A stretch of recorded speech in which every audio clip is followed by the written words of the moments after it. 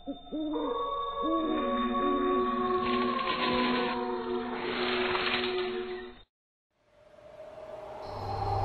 की रोशनी में दूर से एक बंगला दिखाई देता था, खंडहर पर खौफ से भरा।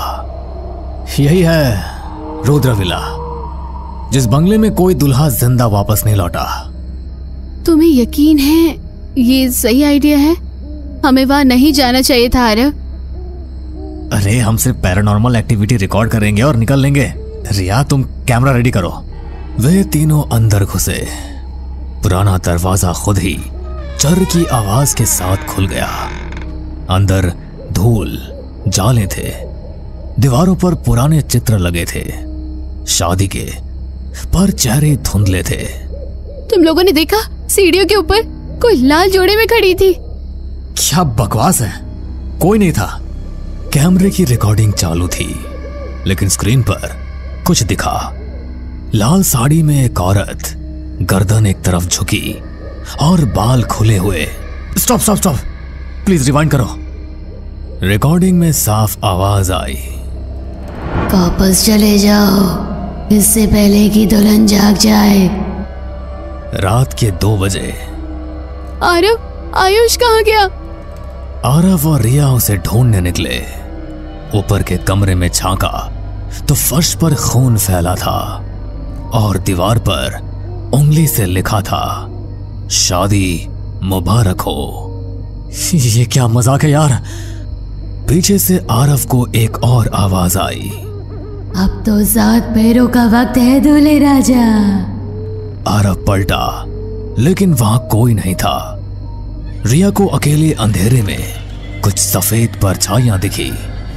वो सीढ़ियों से नीचे भागी तो देखा बंगले के लॉन में बारात चल रही थी। घोड़ी, बाजे और सभी बाराती, बट वे सब दिखने में काफी डरावने।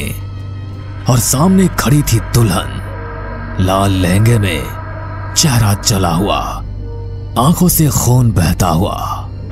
अब बारात आई है, अब कोई वापस नहीं जाएगा। आरव, भागो यहाँ से। आरव अब बेसुध था। उसकी आंखों में एक अजीब चमक थी। दुल्हन उसके पास बैठी थी।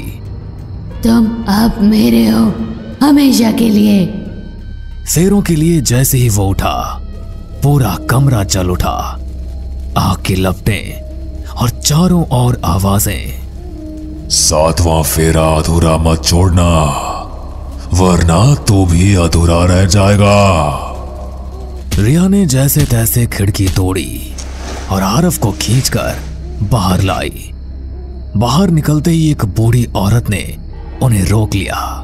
तुम लोगों ने उस दुल्हन को जगा दिया। वो हर अमावस्या को दूल्हा ढूंढती है। पिछली बार 1992 में एक फोटोग्राफर आया था, आज तक वापस नहीं आया। हम आयुष को वहीं छोड़ा है, अब वो वापस नहीं आएगा। वो उसका हो गया हमेशा के लिए। रिया और आरव ने सोचा कि अब सब खत्म हो गया, लेकिन कुछ हफ्तों बाद आरव के घर में एक लिफाफा आया। उसमें शादी का कार्ड था।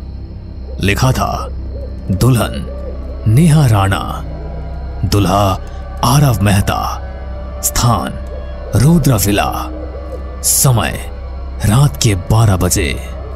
और कार्ड पर खून के धब्बे थे। वो वापस आ गई। आरव डर के मारे घर से बाहर निकल नहीं वाला था कि आईने में देखा, अब 7 फेरे पूरे होंगे और तुम हमेशा मेरे ही रहोगे। आईने में आरव की आंखें लाल थी और पीछे खड़ी थी वही दुल्हन, लहू लुहान चेहरा, फटी हुई साड़ी, सिर झुका हुआ और होठों पर एक डरावनी मुस्कान। अब तुम सिर्फ मेरे हो, मेरे हो। बाकी सब मर चुके हैं, अब कोई नहीं भाग सकता। रिया, जो आरव को बचाकर किसी तरह गांव के बाहर आई थी, अब एक होटल में छुपी थी। उसकी आंखें लगातार डरी हुई थी, लेकिन उसके हाथ में एक चीज थी, दुल्हन की तस्वीर जो बंगले में दीवार पर थी। इसमें कुछ छिपा है, ये सिर्फ आत्मा नहीं, ये बदला है, कोई पुराना नियम, कोई अनकहा वचन। मैडम, आपकी रूम की लाइट बार बार बंद हो रही है, शायद कुछ इलेक्ट्रिक समस्या है।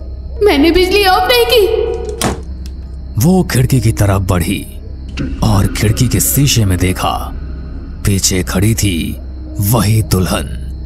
दूसरी ओर आरव अब पूरी तरह से काबू में था। घर में लाल फूल बिछे थे। दरवाजे के बाहर शादी मुबारक का बोर्ड था। मेहमान कोई नहीं था, सिर्फ आत्माएं। पिछली बार दूल्हा भाग गया था, अब तू भाग नहीं सकता। कौन हो तुम? तेरा सवाल अब मायने नहीं रखता, सिर्फ 7 फेरे बाकी हैं। रिया को एहसास हुआ कि जवाब बंगले में है। वो एक तांत्रिक बाबा के पास पहुंची। वो कोई आम आत्मा नहीं, वो वृद्धुला है। 16 दूल्हों को मार चुकी है। हर बार शादी अधूरी छोड़ती है और हर बार आत्मा और ज्यादा बलवान होती जाती है। क्या कोई तरीका है उसे रोकने का? केवल वही दूल्हा जिसकी आत्मा पूरी तरह काबू में नहीं हो, वो 7वां फेरा काट सकता है, पर शर्त है उसे अपने डर से ऊपर उठना होगा। मैं बंगले में जाऊंगी, एक बार फिर आरव को लेकर वापस आऊंगी। रिया एक बार फिर रुद्र विला पहुंची। रात का समय, हवा तेज और सब कुछ पहले से भी ज्यादा डरावना था। अंदर जाने पर हर दीवार पर एक पिछले दूल्हे की तस्वीर, गर्दन टूटी हुई, और आखिरी फोटो में अब आरव की झलक थी। मेरी शादी में कौन आया बिना बुलाए? रिया को नीचे बिठाया गया। चारों तरफ औरतों के कंकाल बैठे थे, फूलों की माला डाले हुए। सबके चेहरे पर दर्द और आंखों में पानी नहीं, खून था। हमें छुड़ाओ, वरना अगली बार तुम भी यहीं रहोगी। रिया ने देखा आरव शादी के मंडप में था, बिल्कुल बेहोश, मगर उसके चेहरे पर हंसी थी। वो अब धीरे धीरे इंसान नहीं, परछाई बन रहा था। तांत्रिक ने एक यंत्र दिया था। यदि आरव फेरे लेने से पहले ये मंत्र बोले तो बंधन टूट सकता है। रिया दौड़ती हुई मंडप तक पहुंची। आरव, ये तुम नहीं हो, देखो मेरी आंखों में, याद करो। अब बहुत हो गया, तूने मेरी हर बार शादी रोकी, अब तेरा अंत होगा। मंडप जलने लगा। आरव जैसे जैसे होश में आता गया, वो कांपने लगा। हाँ, मैं कौन हूं? ये क्या हो रहा है? रिया ने यंत्र आरव की तरफ फेंका। मंत्र बोलो, बोलो आरव। ओम शर स्वाहा मृत्युर्जर्याय नमः। चारों तरफ आग भड़क उठी। दुल्हन चिल्लाने लगी, तूने मेरी शादी तोड़ी, अब मैं तुझे और सबको ले डूबूंगी। बंगला पूरी तरह जल चुका था। पुलिस को सिर्फ राख मिली, कोई शव नहीं, कोई संकेत भी नहीं कि वहां कोई था। पर एक राख के ढेर में मिला एक टुकड़ा लाल चूड़ी का। 6 महीने बाद रिया और आरव किसी अज्ञात शहर में नए नाम से रह रहे थे। सब कुछ सामान्य लग रहा था। एक रात दरवाजे पर दस्तक हुई। एक डाकिया खड़ा था। आपके लिए एक शादी का कार्ड आया है। हमने तो किसी को पता नहीं बताया। कार्ड खोला। दुल्हन वृद्धुला, दूल्हा तुम्हारा अंत, स्थान जहां भी तुम जाओ, समय हर रात 12 बजे। और फिर कमरे की लाइट अपने आप बंद हो गई। रिया और आरव, जिन्होंने खुद को रवि और सिया के नाम से नया जीवन देने की कोशिश की थी, अब एक घर में शांति से रहने की कोशिश कर रहे थे, लेकिन शांति कभी नहीं आई। रात के ठीक 12 बजे दरवाजा अपने आप खुलता। खिड़की में वही चेहरा दिखाई देता, झुलसा हुआ, लाल आंखों वाली मृदुला। वो हमें फिर ढूंढ रही है आरव, कुछ तो करना होगा। इस बार नहीं बचेंगे, इस बार वो सब कुछ खत्म कर देगी। रिया अंतिम उम्मीद लेकर बाबा तंत्रवीर के पास दोबारा पहुंची, लेकिन आश्रम अब वीरान पड़ा था। तंत्रवीर लापता। बस एक दीवार पर लिखा था, वो अब तांत्रिक को भी खा चुकी है। नीचे जमीन पर एक यंत्र पड़ा था, टूटा हुआ, लेकिन साथ में एक नोट भी। यदि तुम मृदुला का नाम तोड़ना चाहो तो उसे वही जगह दिखाओ जहां से उसका झूठ शुरू हुआ था। फैसला हो चुका था। आरव और रिया अपने डर को हराकर आखिरी बार वापस रुद्रविला पहुंचे। अब जली हुई राख में बदल चुकी हवेली। लेकिन जैसे ही उन्होंने हवेली में कदम रखा, दीवारें फिर से उठने लगी, छत बन गई, दरवाजे लग गए और बंगला फिर से जिंदा हो गया। तुमने मेरी नींद तोड़ी, अब आखिरी खेल शुरू होगा। बंगले के बीचों बीच एक मंडप बना हुआ था, सुर्ख लाल पर्दों वाला। अग्निकुंड जल रहा था बिना किसी इंसानी उपस्थिति के। चलो आरव, इस बार 7 फेरे पूरे होंगे। तेरे लिए सब इंतजार कर रहे हैं। मैंने कुछ नहीं किया। क्यों मैं? क्योंकि तुम ही हो दूल्हा नंबर 17, आखिरी, मेरा अंतिम बंधन। तभी अचानक रिया ने एक आईना उठाया और मृदुला के सामने कर दिया। मृदुला चीखी, पर जो चेहरा आईने में दिखा वो मृदुला का नहीं था, वो चेहरा रिया का था। रिया, ये क्या हो रहा है? सही समय पर सही सवाल, लेकिन जवाब तैयार रखो, क्योंकि मैं रिया नहीं हूं। अचानक पूरा बंगला थरथराने लगा, दीवारें टूटी, आग लगी और अब सब कुछ धुंध में खोने लगा। आरव अकेला खड़ा था और चारों ओर आवाजें गूंज रही थी। तेरा दोष यही है कि तूने कभी देखा ही नहीं। आरव चिल्लाया, कौन हो तुम लोग? रिया कहाँ है? तभी पीछे से एक भारी आवाज आई, रिया कभी थी ही नहीं। रिया कोई इंसान नहीं थी, वो आत्मा थी, मृदुला ही थी। उसने ही आरव को शुरू से फंसाया, उसे बंगले तक पहुंचाया, झूठी कहानी गढ़ी, बाबा तंत्रवीर तक भी खुद ही भेजा ताकि वो खुद को फिर से पूर्ण बना सके। क्यों? क्योंकि मृदुला एक अधूरी आत्मा नहीं थी, वो आत्मा नहीं, एक शक्ति थी जो खुद को इंसान बनाने के लिए एक ऐसे शरीर की तलाश में थी जो उसका हो, उसकी इच्छा से नहीं, सहमति से। और आरव वो पहला इंसान था जिसने डर के बावजूद उससे शादी स्वीकार की थी। आरव अब सब कुछ समझ चुका था। तो तुम ही रिया बनकर मेरे साथ थी? हाँ, और अब मैं पूरी हो चुकी हूँ तुम्हारे साथ, तुम्हारी सहमति से। आग जल रही थी और आरव के पैरों के नीचे 7 गोल रेखाएं खिंच चुकी थी, 7 फेरों की।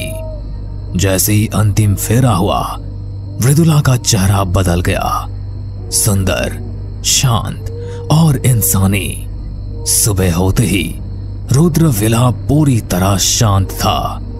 न कोई खून, न कोई राख और न कोई चिल्लाहट। बस सामने एक बड़ा बोर्ड टंगा था, रुद्र रेसिडेंसी, जहां सब कुछ एक नई शुरुआत है। चारों तरफ घना कोहरा छाया हुआ है। अचानक से कोहरे से चमकती हुई आंखें दिखाई देती है, जिसे देखते ही मेरे शरीर का सारा खून जैसे सूख जाता है। वैसे तो मैं एक फॉरेस्ट ऑफिसर था, कभी कभी पूरी रात भर मुझे जंगलों में ही रहना पड़ता था, पर पता नहीं क्यों उन आंखों को देखकर मेरे रोंगटे खड़े हो गए। मेरे बदन में दहशत की एक लहर दौड़ गई। दिसंबर का महीना था। कल ही मुझे ऑफिस से ट्रांसफर ऑर्डर आया था। मुझे दूसरे दिन ड्यूटी ज्वाइन करने के लिए सख्त आदेश दिए गए थे। मैं एक फॉरेस्ट ऑफिसर था। मेरी पोस्टिंग मनाली के घने जंगल में की गई थी। मेरे परिवार में मेरी सुंदर पत्नी और मेरी 15 साल की बेटी थी। अचानक आए ट्रांसफर ऑर्डर ने मेरी पत्नी को विचलित कर दिया। आरती मेरी तरफ देखकर बोली, ये क्या है राहुल? अभी कुछ दिन पहले ही हम यहाँ शिफ्ट हुए थे। मैंने अपनी पत्नी से कहा, अरे हाँ, मैं एक फॉरेस्ट ऑफिसर हूँ। अचानक आए ट्रांसफर ऑर्डर को मैं भी समझ नहीं पा रहा हूँ। जरूर ही इसकी कोई वजह रही होगी। हमें कल ही निकलना होगा। लेकिन इतनी जल्दी हम वहाँ पर रहेंगे कहाँ? घर का इंतजाम इतनी जल्दी कहाँ से होगा? अरे उसकी तुम चिंता मत करो। सरकार ने मुझे वहाँ रहने के लिए एक घर दे दिया है, तो घर ढूंढने की हमें दिक्कत नहीं होगी। दूसरे दिन मैं अपनी पत्नी और बेटी को लेकर अपनी कार से मनाली की ओर रवाना हो गया। मनाली तक पहुंचते पहुंचते शाम हो चुकी थी। मुझे सुनसान एरिया में घर दिया गया था, जहां से शहर कम से कम 10 किलोमीटर दूर पड़ता था। चारों तरफ कोहरा फैल चुका था। ठंड अपनी चरम सीमा पर आ चुकी थी। मैं अपनी कार से बाहर निकलकर उस घर को गौर से देखने लगा। पता नहीं क्यों मुझे उस घर को देखकर बड़ा अजीब सा महसूस हो रहा था। मैं सोच रहा था कि ऊंची पहाड़ी के घने जंगल के बीच आखिरकार ये घर किसने और क्यों बनवाया होगा। तभी अचानक मुझे कोहरे में दो चमकती हुई आंखें दिखाई दी। वैसे तो मैं एक फॉरेस्ट ऑफिसर था, कभी कभी रात भर जंगलों में ही रह चुका था, पर पता नहीं क्यों उन आंखों को देखकर मेरे रोंगटे खड़े हो गए। मेरे बदन में दहशत की एक लहर दौड़ गई। अचानक पीछे से मेरी पत्नी ने मेरे कंधे पर हाथ रखा। मैंने घबराकर पीछे की ओर देखा। अब क्या इस घर को ऐसे ही घूरते रहोगे या अंदर भी चलोगे? कितनी बार कहा है ऐसी नौकरी मत किया करो। हमें इस सुनसान जंगल में लाकर छोड़ दिया है, और तुम्हारे चेहरे पे ये डर कैसा? मैंने अपनी पत्नी से कहा, कुछ नहीं, लंबे सफर की थकान है। मेरी पत्नी की बात कहा मेरी बेटी तानिया ने भी समर्थन किया। मम्मा सही कह रही है पापा। मुझे तो यहाँ पर दूर दूर तक कोई इंसानी आबादी नजर नहीं आती। मुझे तो स्कूल जाने में बहुत ज्यादा प्रॉब्लम होगी। बेटा, कोई ना कोई रास्ता निकाल लेंगे, चलो अंदर चलते हैं। इतना बोलकर मैंने घर के दरवाजे पर लगे ताले को खोल दिया। मगर जैसे ही मैंने दरवाजा खोला तो सामने उन आंखों को देखकर मैं बुरी तरह से घबरा गया। ये वही आंखें थी जो कुछ सेकंड पहले मैंने कोहरे में देखी थी। घर के अंदर अंधेरा था और अंधेरे में वो आंखें बल्ब की तरह चमक रही थी। अचानक घर की लाइट ऑन हो गई और मेरे सामने एक 40 वर्षीय औरत खड़ी हुई हम सब लोगों को देख रही थी। मैंने उस औरत से पूछा, कौन हो तुम और घर के अंदर कैसे आई? मेरा नाम बिंदिया है साहब। मुझे बताया गया था कि आप लोग आने वाले हैं। मैं यहाँ की साफ सफाई करती हूँ और खाना भी बनाती हूँ। मेरा पति बाजार में कुछ सब्जी लेने गया है। यहाँ से शहर थोड़ा दूर है ना। उस औरत की बात मेरी समझ में नहीं आई। मेरे बोलने से पहले मेरी पत्नी ने औरत से कहा, लेकिन घर के बाहर तो ताला लगा था, तो फिर तुम अंदर कैसे हो? मेरी पत्नी की बात सुनकर वो औरत रहस्यमयी तरीके से मुस्कुराने लगी। पता नहीं क्यों मुझे उसकी मुस्कुराहट में एक अजीब सी दहशत नजर आई। वो बोली, दरअसल मेम साहब, इस घर के 2 रास्ते हैं। आप लोग यहाँ पर पहली बार आए हो ना। एक दरवाजा आप लोगों के लिए है और दूसरा दरवाजा हम नौकरों के लिए, जो पीछे की तरफ है। तुम्हारा पति सब्जी लेकर आ जाए तो तुम खाना बना देना। हम सुबह से भूखे हैं। आइए, मैं आप लोगों को आपका कमरा दिखा देती हूँ। इतना बोलकर वो हम सबको घर दिखाकर किचन की तरफ चली गई। मैंने अपनी पत्नी से कहा, कुछ अजीब सी है ये बिंदिया। आरती हंसते हुए मेरी ओर देखकर बोली, इसमें अजीब क्या है? वो एक औरत है। वो तो मैं भी जानता हूँ कि वो एक औरत है, लेकिन पता नहीं क्यों मुझे उसका व्यवहार एक रोबोट की तरह लगा। तुम जरूरत से ज्यादा सोच रहे हो और इसके अलावा कुछ नहीं। उस रात हम सब लोग खाना खाकर सो गए। दूसरे दिन मैं उठकर अपने काम पर चला गया और ऐसे ही हमें वहां पर कुछ दिन बीत गए। लेकिन एक बात मैंने नोट की कि बिंदिया मेरी पत्नी और बेटी से बहुत घुल मिल गई थी। हालांकि यह नॉर्मल बात थी, पर पता नहीं क्यों मुझे कुछ अजीब लगता था। सच तो यह है कि मैं जब भी उस घर के करीब रहता था तो एक अनजान डर मन में सताता रहता था। बिंदिया का पति मनोज बहुत कम ही वहां पर रहता था। एक दिन जब मैं अपने काम से घर की तरफ लौटा तो मैंने देखा कि घर की सारी लाइटें बंद थी।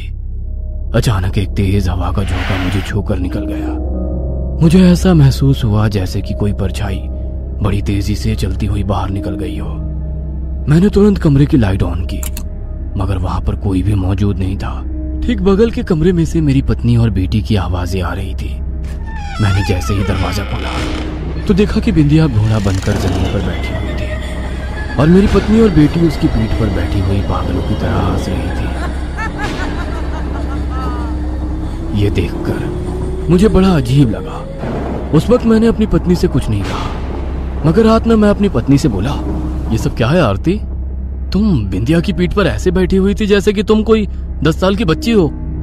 हालांकि बात मैंने नॉर्मल अंदाज में ही की थी, लेकिन आरती मेरी बात सुनकर बुरी तरह से चिढ़ गई। मैंने देखा कि उसकी आंखें गुस्से में लाल हो गई। उसके बदले अंदाज को देखकर मुझे बहुत ज्यादा हैरानी हुई। आरती मुझे खा जाने वाली नजरों से देख रही थी। उसने बड़े गुस्से से मुझे देखकर कहा, तुम दिन भर घर के बाहर क्या करते रहते हो? क्या कभी मैंने तुमसे पूछा है? कुछ देर बिंदिया के साथ हंसी मजाक कर लिया, तुम तो मुझसे सवाल करने लगे। अरे मैं तो केवल तुमसे इस वजह से कह रहा था कि तुम कोई छोटी बच्ची नहीं हो, हमारी 15 साल की बेटी है। मगर आरती उस रात गुस्से से पैर पटकती हुई कमरे से बाहर निकलकर तानिया के कमरे में सोने चली गई। मैंने एक और बात नोट की कि तानिया शुरू में स्कूल की एक दिन भी छुट्टी नहीं करती थी, मगर अब तानिया ने स्कूल जाना ना के बराबर कर दिया था।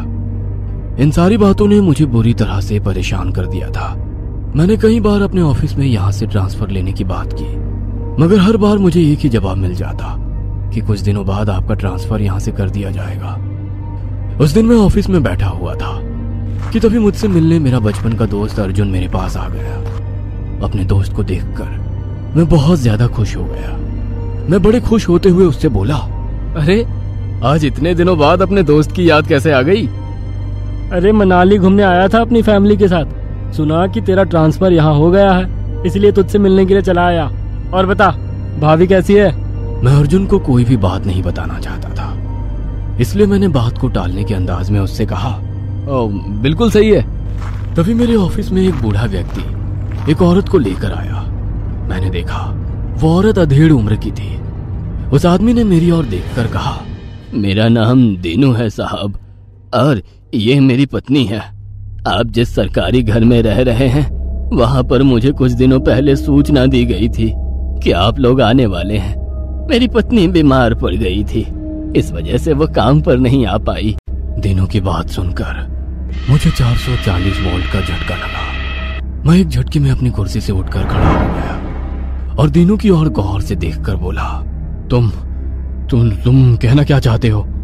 मेरी बात सुनकर वो बूढ़ा इधर उधर देखने लगा और हकलाते हुए हाथ जोड़कर बोला, सच तो ये है बाबू साहब कि अभी अभी मैंने जो कुछ बोला था वो झूठ बोला था। मुझे माफ करना। दरअसल आप जिस घर में रह रहे हैं वो इस सारे इलाके में भूतिया घर के नाम से मशहूर है। तमाम अफसर वहां पर आए और चले गए, बेचारे बहुत से तो लापता हो गए। इसी वजह से मेरी पत्नी वहां पर काम करते हुए घबराती है, लेकिन पेट की आग भी बुझानी है साहब। मजबूरी में आज मुझे अपनी पत्नी को लेकर आना ही पड़ा। 5 साल से तो वो घर बंद ही पड़ा है। पता नहीं उस भूतिया घर में आपने साफ सफाई कैसे करवाई होगी, उसकी तो बरसों से साफ सफाई भी नहीं थी। उसकी बात सुनकर मैंने बेचैनी में उसकी ओर देखकर कहा, लेकिन वहां पर तो पहले से ही नौकरानी मौजूद है, बिंदिया नाम है उसका, और वो तो मेरी पत्नी के साथ बहुत घुल मिल गई है। बिंदिया का नाम सुनकर दीनू का चेहरा डर से पीला पड़ गया और उस अधेड़ उम्र की औरत की आंखें खौफ से फट गई। दीनू डरते हुए कपकपाती आवाज में बोला, ऐसा कैसे मुमकिन हो सकता है साहब? बिंदिया को तो मरे हुए 25 साल हो गए। क्या बकवास कर रहे हो तुम? जी साहब, मैं गलत नहीं कह रहा।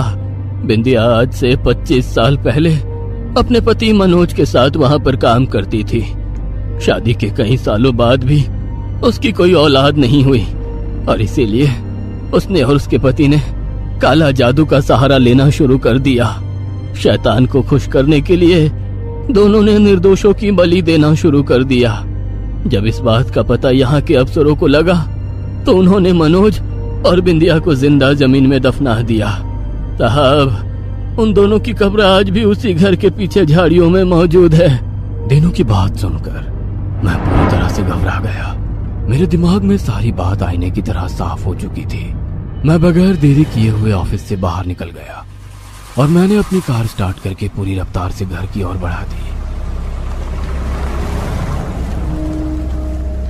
आसमान में काली घटा छाई हुई थी, जोरों से बारिश होने लगी थी। कुछ ही देर के बाद मैं घर पहुंच गया, मगर जैसे ही मैं घर के अंदर पहुंचा मैंने देखा कि घर में सन्नाटा पसरा हुआ था।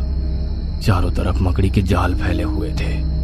गंदे सोफों को देखकर ऐसा मालूम होता था जैसे कि बरसों से उस घर में किसी ने कदम ही ना रखा हो। तभी मुझे मेरी बेटी और मेरी पत्नी की हंसी की आवाज सुनाई दी। मैंने पागलों की तरह पूरे घर में उन दोनों को तलाश किया, मगर उन दोनों का नामो निशान तक नहीं मिला। घर के अंदर अंधेरा फैला हुआ था। अचानक अंधेरे में मुझे चमकती हुई 6 आंखें दिखाई दी। मैं समझ गया कि 4 चमकती हुई आंखें मेरी बेटी और मेरी पत्नी की है। मैं बुरी तरह से चीखने लगा। अचानक मेरी आंखों के सामने बिंदिया आकर खड़ी हो गई। अंधेरे में उसका चेहरा बेहद भयानक अंदाज में चमक रहा था, मगर मैं ये देखकर कांप गया। मेरी आंखों के सामने बिंदिया के ठीक बगल में मेरी बेटी और मेरी पत्नी भी आकर खड़ी हो गई और मुझे शैतानों वाले अंदाज में घूरने लगे। मेरी बेटी और मेरी पत्नी के चेहरे भी भयानक हो चुके थे। तभी पीछे से मेरे कंधे पर किसी ने हाथ रखा। मैंने फुर्ती से पलट कर देखा तो वहां सामने मनोज भयानक चेहरा लिए हाथ में कुल्हाड़ी पकड़े मुझे देखकर हंस रहा था। ये देखकर मेरी सांस रुकने लगी थी। अचानक मनोज ने मेरे गले को पकड़ लिया और भारी आवाज में बोला, तुम्हारी पत्नी और बेटी की बलि को शैतान ने स्वीकार कर लिया है। अचानक मैं खुद को अंधेरे की गहराइयों में गिरता हुआ महसूस करने लगा। कुछ ही सेकंड के बाद मुझे बेहोशी छाने लगी और जब मुझे होश आया तो मैंने खुद को घर के बाहर बैठा हुआ पाया। मेरे कपड़े खून से रंगे हुए थे और मेरे हाथ में एक कुल्हाड़ी थी। ये वही कुल्हाड़ी थी जो मैंने बिंदिया के पति मनोज के हाथ में देखी थी। सामने मेरी पत्नी और बेटी की कटी हुई लाश पड़ी हुई थी और मेरे चारों तरफ पुलिस की गाड़ियां मौजूद थी। एक पुलिस वाले ने मेरी तरफ देखकर कहा, you are under arrest mister Rahul. मैं तुम्हारी पत्नी और बेटी की हत्या के जुर्म में गिरफ्तार करता हूं। यह सुनकर मैं चीखने लगा और लोगों को सारी सच्चाई बताने लगा, मगर किसी ने मेरी बात पर यकीन नहीं किया।